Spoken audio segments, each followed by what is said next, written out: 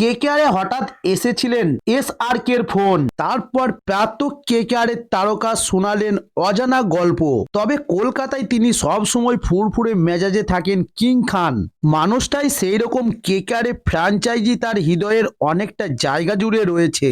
তবে এই দলের সদস্যদের তিনি নিজের পরিবারের মতো মনে করেন। প্রাক্তন নায়ক তারকাদের সঙ্গে যে কোনো কারণে শাহরুখ খানের সম্পর্ক খুবই ভালো। সাম্প্রতিক কেকেআরের প্রাক্তন তারকা শিবম মাভি এসআরকের এক অজানা গল্প। তবে কেকেআরে জার্সিতে শিবম মাভি খেলেছেন 2018 থেকে 2022 সাল পর্যন্ত।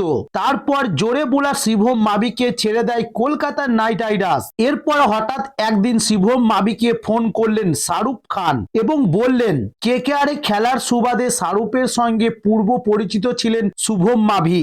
সাম্প্রতিক এক পডকাস্টে উত্তরপ্রদেশের 25 বছর বয়সী শুভম মাভি জানিয়েছেন তার জাতীয় দলে অভিষেক হওয়ার কারণে তাকে ফোন করেছিলেন বলিউড বাদশাহ। তবে গত বছরের 3 জানুয়ারি মুম্বাই ওয়াংখেড়ে স্টেডিয়ামে টি-20 ফরম্যাটে অভিষেক হয়েছিল শুভম মাভি। তারপর ঠিক আগে শাহরুখ খান তাকে ফোন করে শুভেচ্ছা বার্তা দিয়েছেন।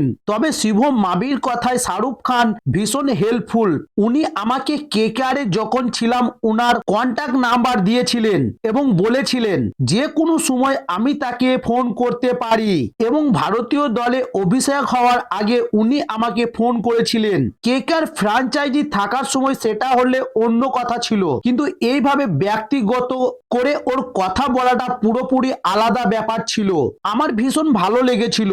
ভারতের হয়ে 6টি টি-20 ম্যাচ খেলেছেন শিবম মাভি, তাতে 7টি উইকেট নিয়েছেন তিনি। তবে এবার শিবম মাভি স্মৃতির পাথায় জানান কেকেআর যখন কোনো ম্যাচ জিতত তখন শাহরুখ খান যেমন খুশি হয়ে দলকে উজ্জীবিত করতেন, তেমনি দল যখন কোনো ম্যাচ হারতো তখন তিনি সকলের পাশে থাকতেন আর বলতেন হার জিত খেলার একটা অঙ্গ, তার জন্য ভেঙে পড়ার কোনো মানে হয় না।